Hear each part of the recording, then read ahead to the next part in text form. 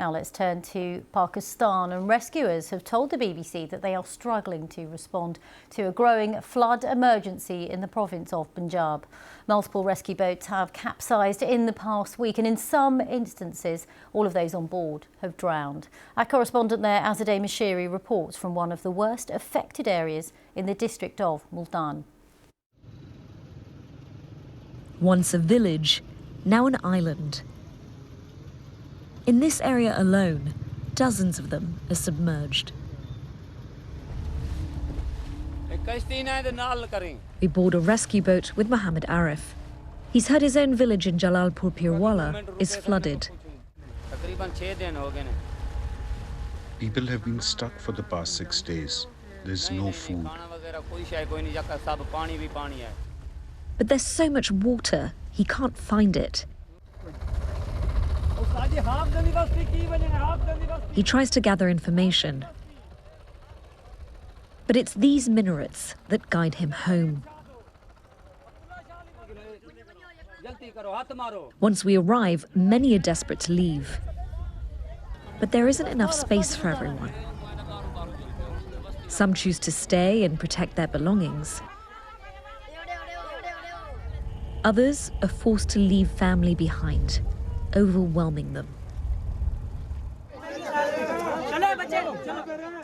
Once taken to safety, people are starving. Give me, this young girl begs, desperate for a loaf of bread.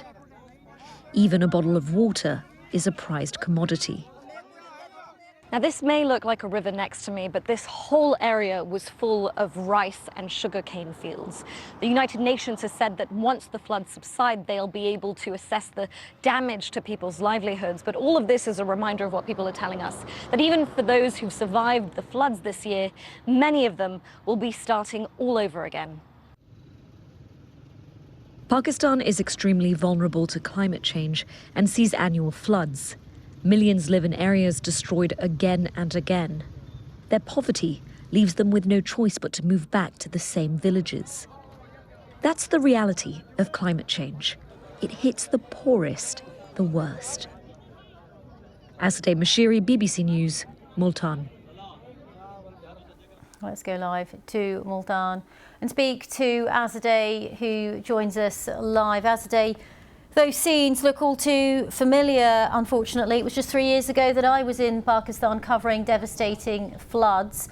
I guess the first question to ask is enough being done in advance of what is an annual event now to ensure that people are protected better? That's a difficult question in the sense that for many here, there's a sense of injustice. Pakistan is extremely vulnerable to climate change, which intensifies these monsoon rains, but it contributes less than 1% of global greenhouse gas emissions. That's why when it comes to the government and politicians, they keep calling for more international support. When it comes to the people here, though, they keep asking when they'll get more help to rebuild their lives. There have been some laws that have been passed, like the River Protection Act, telling people to avoid building homes and businesses by riverbeds, not live in areas that are so vulnerable to being flooded. But people are saying they simply don't have the money to move anywhere else. Now, where I am now, Sher Shah, is an area where this village has been completely inundated. And that's why behind me, the people we've met have set up tents. Some of them have told us that the local government hasn't given them some tents yet, so they've made makeshift ones themselves out of plastic and wood, and they've been living there without mattresses, sometimes 15 people in one tent for days. And these scenes we've seen in various parts of the province, and that's because of the sheer scale of the disaster here. More than 2 million people have had to be evacuated. That's like relocating the entire city of Houston, Texas. So the challenge for rescuers, the local government authorities, as well as the federal government, is immense. Indeed, Azadeh. And one of the things I remember from covering floods in Pakistan as well were the real risk and threat of waterborne diseases in the aftermath, malaria and other such diseases. What's being done to make sure that once the waters do start to subside, those diseases are also mitigated?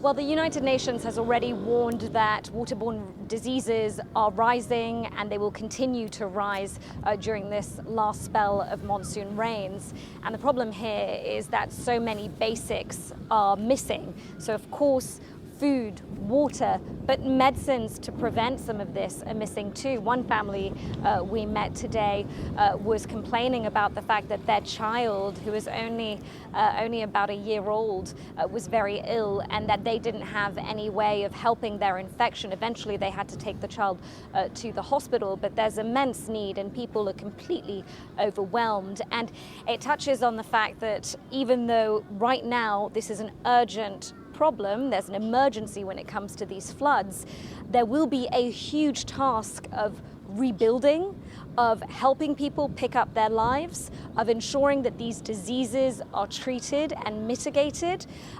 But as you would know from previous years, Pakistan has also said that it simply doesn't have the resources to do all of that on its own. Indeed, really important reporting there, Azadeh and your team. Thank you very much.